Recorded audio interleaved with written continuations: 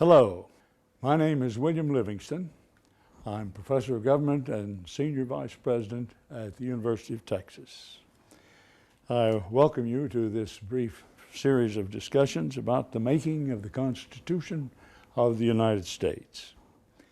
The occasion of our getting together for this purpose is that we will shortly be celebrating the holiday called Constitution Day, which is September 17th.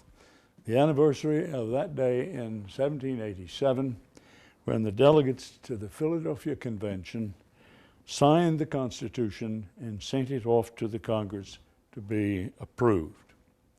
So the question before us today is, how did all this come about? There was a decade of legally and governmentally significant events leading up to the Constitutional Convention. And it began, I suppose, with the Declaration of Independence. Philosophically thoughtful and astute, written mostly by Thomas Jefferson, we hold these truths to be self-evident, that all men are created equal, and so on. But the document called the Declaration merely separated the colonies from Great Britain. It didn't do anything about uniting them. And so each colony, now independent of Britain and independent of one another, started to write a constitution for itself. And they did that in that period leading up to 1780. Meanwhile, the Second Continental Congress, which was the only Congress in existence, was busy fighting a war. And it had now to set about bringing the 13 independent states into some sort of union. Not an easy task, because not everybody agreed on the kind of union that was feasible or was desired. In 1777, the next year, the Congress produced something they call the Articles of Confederation, a very modest attempt at a constitutional structure. They submitted it to the states, and the states individually then had to approve it before it took effect. By 1781, 4 years later, all the states had approved, and it went into effect about 6 months before the final battle of the Revolution at Yorktown. The system that the Articles created was not a very strong system, and nobody supposed it was. But there was no judiciary, there was no president, no executive, no administration, no bureaucracy, nobody to carry into effect the decisions that the Congress made. The only institution was a unicameral Congress in which each state, however many delegates it sent, had only one vote. Above all, Congress had no taxing power. Congress had no power over commerce. And to amend the Articles required the unanimous consent of all the member states. Now, everybody agreed that this was a weak system. They knew it was a weak system when they created it, but it was all that could be created at that time.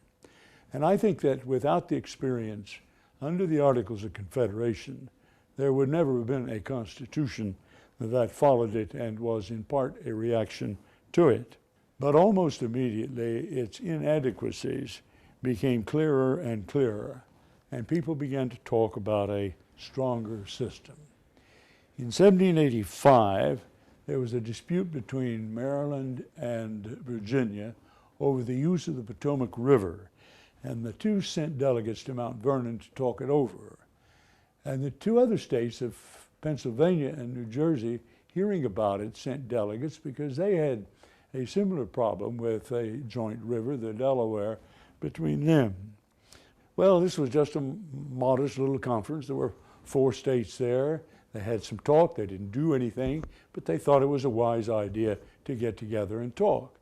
So they argued and agreed that there should be a bigger, better conference the following year, and there was one at Annapolis in 1785, but only 5 states showed up.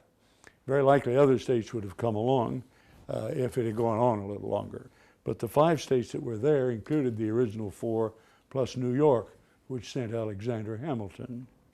Full of beans as usual, even though a very young man even then. Hamilton introduced a resolution proposing to invite all the states to a convention in Philadelphia the next spring, quote, to consider the situation of the United States in general and to take such measures as would make the government adequate to the exigencies of the Union.